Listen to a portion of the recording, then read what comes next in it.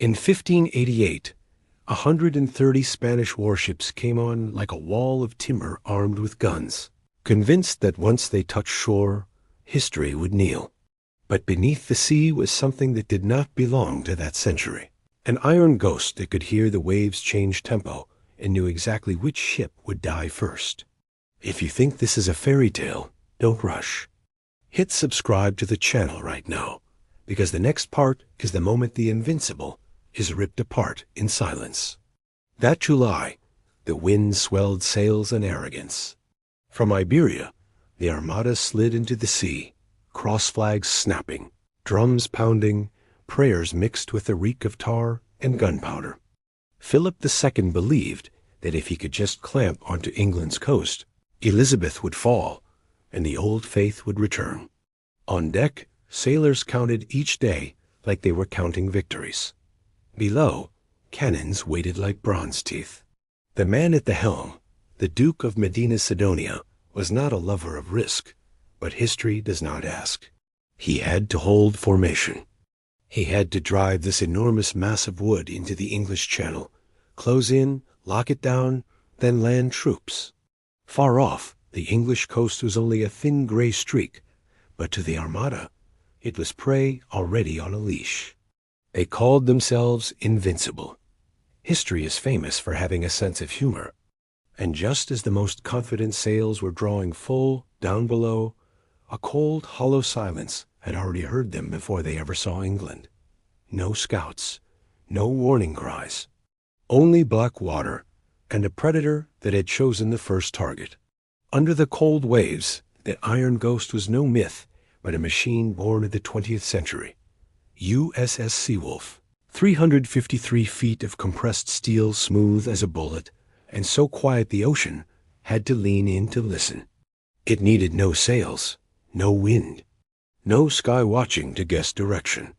Inside was a nuclear reactor, the thing that turns water into steam, steam into force, and a ship into a hunter that can linger under the sea for months, as if the sun were only a rooer.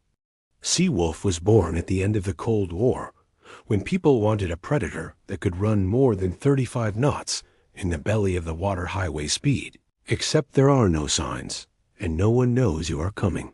It carried nearly 50 refusals for anything afloat or submerged, heavyweight Mark 48 torpedoes, missiles, and mines. The Mark 48 does not fire on feeling. It listens, recognizes an acoustic fingerprint, then chases the target to the end, like a hound trained by mathematics. And in 1588, that is ruthless. The Armada had the best scouts of its age, human eyes on a mast. But eyes can only read the surface, while Seawolf could hear the entire fleet the way you hear a noisy classroom. Timber creaking, ropes hissing, hulls slapping waves, guns and shot clinking together in the hold. Without needing to raise a periscope, Seawolf already knew who led, who carried troops, who carried the powder magazines. On the surface, Spain thought it was the hunter. On the bottom, Seawolf only had to calmly choose a name, lay a torpedo track, and let history finish the rest. The night before, the Armada had already slipped a beat. Wind lashing, anchors dragging, a few ships breaking formation. But at dawn, they raised their flags again, confident as ever. The commander, Medina Sidonia, tightened the line, the command trumpet blaring, as if simply rearranging wood and sail could force history to stand obediently in place. Then the surface exploded from below, a deep thud. A column of water surged up, and the command ship shivered as if its spine had been punched and snapped. No one saw the attacker. They only saw a splintered hull, men falling, and the silence after the blast, more terrifying than the blast itself. Some screamed sea monster. Some fell to their knees and prayed. Others bit their lips, hunting for a reason that sounded more rational. A few captains stayed lucid in time. Haul sail away from the chaotic knot, keep distance, save their own ship. Others went practical, dumping empty barrels, broken planks, and rope into the sea, dragging crude nets as if to seize the neck of something invisible. Light boats swept the outside, scanning for strange foam, for a wake that ran the wrong way. The crescent formation began to tighten into separate clusters, because if they couldn't hit the enemy, at least they wouldn't die in a chain reaction. These tricks couldn't kill a modern submarine, but they turned the surface into an obstacle field. The hunter didn't need to surface. It listened, slid through the floating trash, and still chose the fleet's heart. When they thought they had touched the secret under the water, gun barrels began to dip, pointing straight into the ocean, as if threatening a ghost. The Seawolf changed its rhythm. It didn't need to plow through ship after ship like a blind storm. It only needed to break the nervous system of the whole armada. Sonar heard the fleet like a crowd talking at once, wood creaking, rigging hissing, water slapping hulls. And inside that crowd, there were always a few voices issuing orders. The Seawolf locked onto those voices, then let the rest collapse into chaos. First the ship flying the signal flag, then the courier ship running its loops, then the troop transport clinging close. One torpedo left the tube, raced along the acoustic trail, and detonated under a ship's belly. The sea kicked upright, the deck convulsed, and the orders went out like a snuffed lamp. Medina Sidonia tried to pull the formation back into a crescent, but each time he stitched one link, Seawolf sliced another one clean off. On deck, the Spaniards began to understand the miserable truth.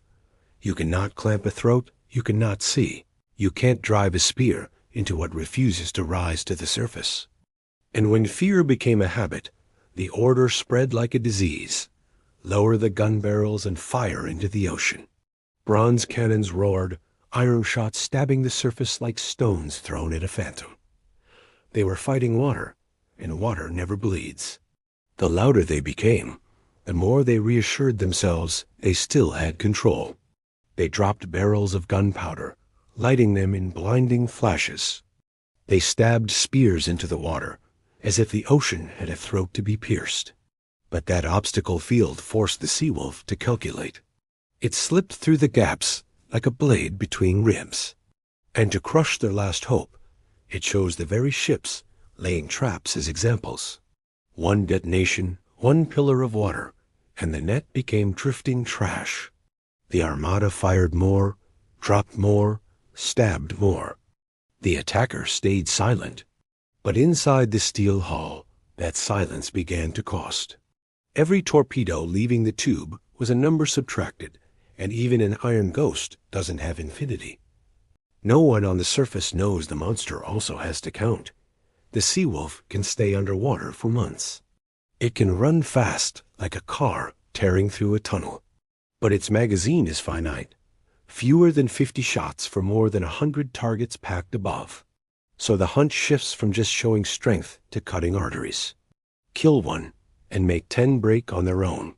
First target, command. Sonar catches the unique voice that gives the orders. A torpedo, we'll call it a Mark 48, rides that acoustic fingerprint, detonates right under the keel, and the command center goes dark like a lamp in the wind.